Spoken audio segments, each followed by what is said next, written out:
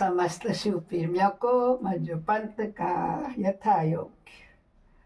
आइए शिव महापुराण में प्रवेश करें। सभी देवी देवताओं का आवाहन करें। पहले गजाननं भूतगणादिसेवितं कल्पितजम्बुफलचारुभक्षणं उमासुतं शोकविनाशकारकं नमामि विघ्नेश्वरपादपङ्कजं नीलाम्बुश्यामलकोमलाङ्गं सीतासमारूपित्वां भागं पाणुवासाय चारुचापं नमामि रामं भगवत्सनाथं कर्पूरगौरं करुणावतारं संसारसारं भुजगेन्द्रहारं सदा वसन्तं हृदयारविन्दे भवानी सहितं नमामि। त्वमेव माता च पिता त्वमेव बन्धुश्च सखा त्वमेव बन्धुश्च सखा त्वमेव विद्याद्रविणं त्वमेव सर्वं मम देव आनंदी आनंद कर सब संकट दूर जो सेवक शरण पड़े सदा रहे भरपूर। तुम दाता हम मांगता दिया तुम्हारी खाए तुम ऐसी जग माता जिसकी छोड़ हम कहाँ जाए। गुरु ब्रह्मा गुरु विष्णु गुरुदेव महेश्वर गुरु साक्षात परब्रह्म तस्मै श्री गुरुवे नमः। सदा भवानी दाहिनी सिद्धि करे गणेश पंचदेव रक्षा करे ब्रह्मा विष्णु महेश सर्वे भवन्तु सुखिनः सर्वे सन्तु निरामयाः सर्वे भद्राणि पश्यन्तु मा कश्चित् दुःखभाग् भवेत्। हम कथा सुनाते हैं जिसे श्रवण कर मिट जाती है।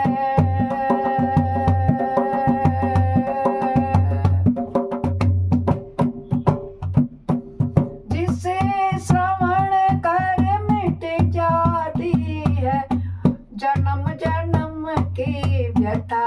यही है शिव शंकर की कथा। यही है भोले बाबा की कथा। यही शिव शंकर की कथा। यही है भोले बाबा की कथा। नमः शिवाय नमः शिवाय नमः शिवाय नमः शिवाय नमः शिवाय नमः शिवाय नमः शिवाय नमः शिवाय। भक्तों, आप लोग बहुत पुण्यशाली भाग्यशाली हैं जो इस फाल्गुन मास में हैं। आपको जहाँ शिवरात्रि का वहाँ आयोजन आने वाली 15 तारीख को है, वहाँ आप शिव चर्चा शिव महत्व शिव पुराण को सुन रहे हैं। बहुत बहुत धन्यभागी हूँ मैं भी कि जो पढ़ रही हूँ और आप जैसे महान श्रोता मुझे मिल रहे हैं। आप सभी लोगों का बहुत बहुत धन्यवाद। कल मैंने आपको शिव महापुराण के उमा संहिता खंड का 46वां अध्याय सुनाया था, जिसमें माता ने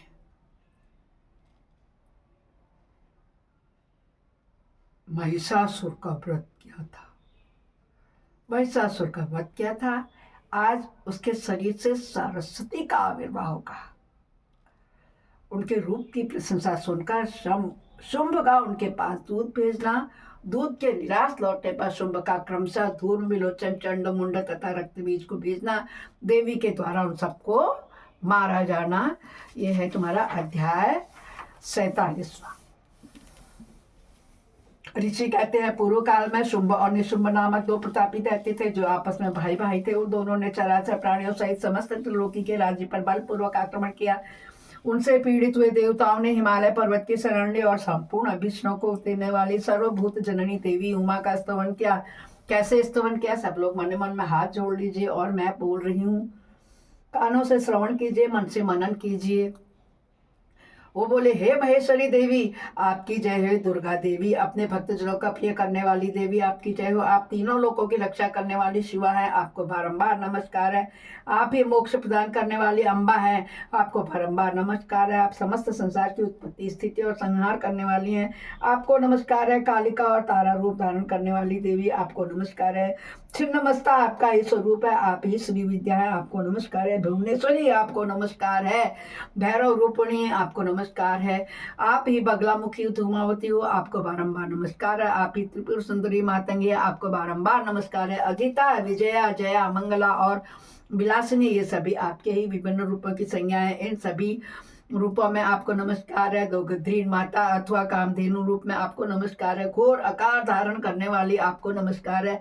अपराजिता रूप में आपको प्रणाम है। नित्या महाविद्या के रूप में आपको बारंबार नमस्कार है। आप ही शरणागतों का पालन करने वाली है, रुद्राणी है, आपको बारंबार नमस्कार है। वेदांत के द्वारा आप ही का स्वरूप का बोध होता है, आपको नमस्कार है। आप परमात्मा है, आपको मेरा प्रणाम है। अनंत कोटि ब्रह्मांडों का संचालन करने वाली आप जगदम्बा को बारंबार नमस्कार है।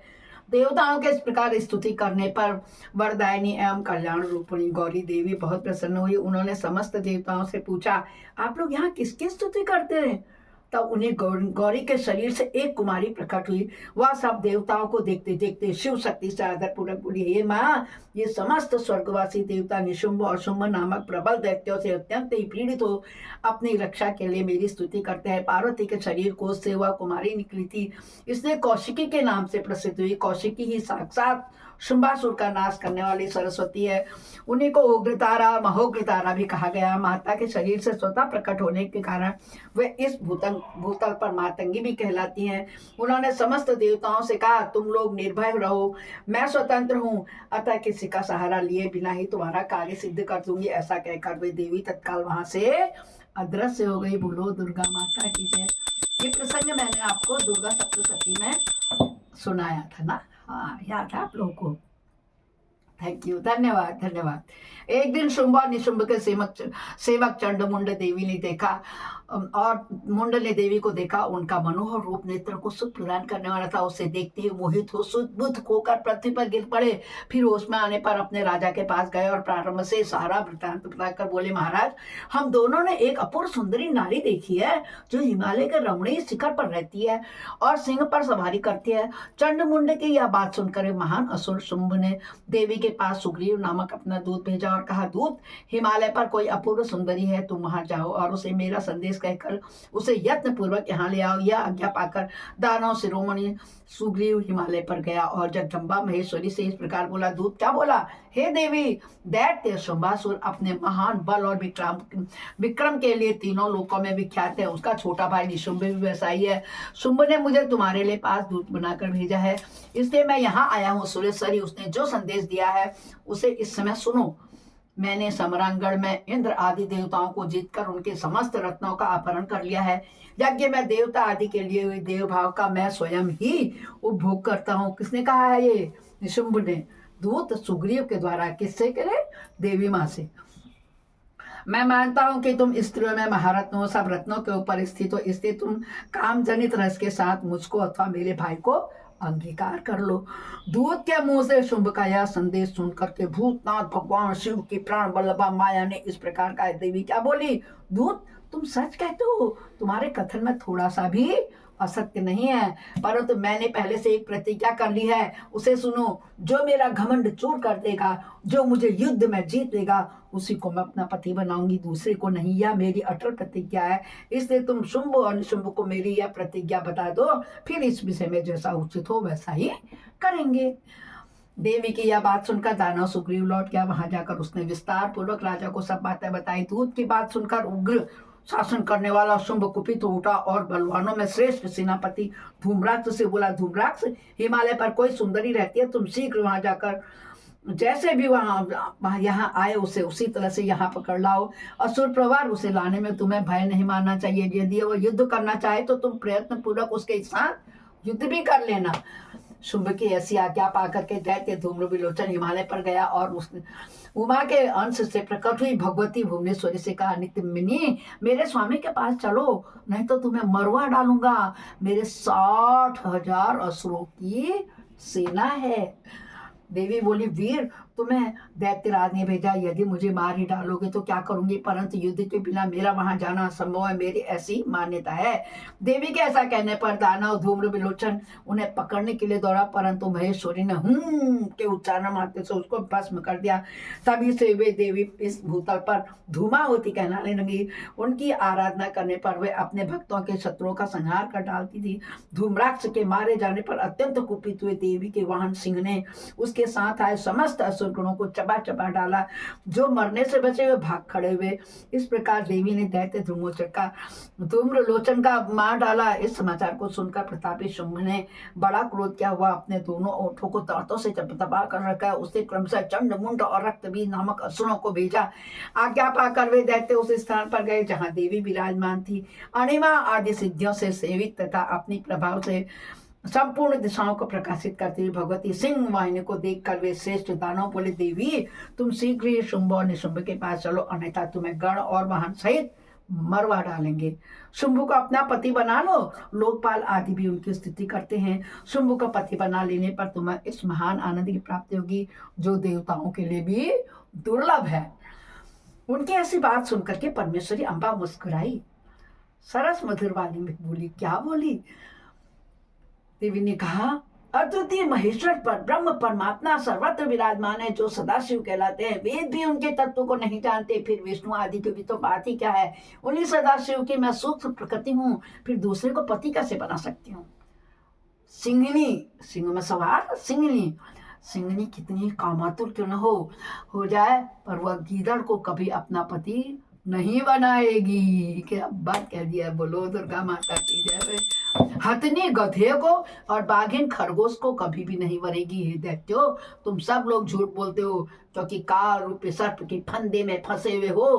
तुम या तो पाताल लोक को लौट जाओ, या शक्ति हो तो आकर के युद्ध करो।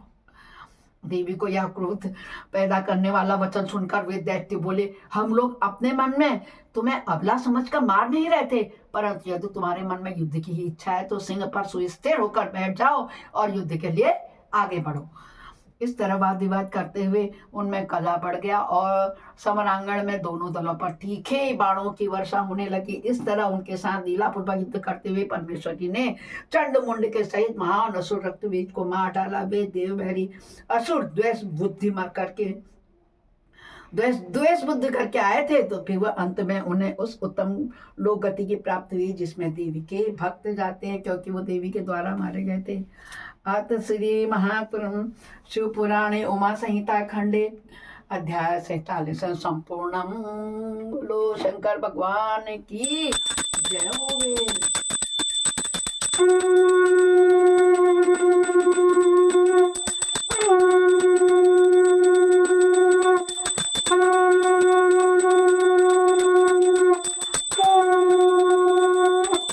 अपराध सहस्राणि क्रियन्ते अनिशम्य दासमिति माम त्वां क्षमस्व परमेश्वर। आवाहनं न जानामि विसर्जनं पूजां च न जानामि क्षम्यतां परमेश्वर। मंत्रहीनं क्रियाहीनं भक्तिहीनं सुरेश्वर यद पूजितं मया देव परिपूर्णं तदस्तु मे। हे दुर्गा माता, हे शक्ति माता, हे शंकर भगवान, हमारे दरबार दिन भर जो पाप कर्म कष्ट हो जाते हैं, दुखी लोगों को परेशान करते हैं, पाप हो जाते हैं, उन्हें माफ करो। हर हर हर महादेव।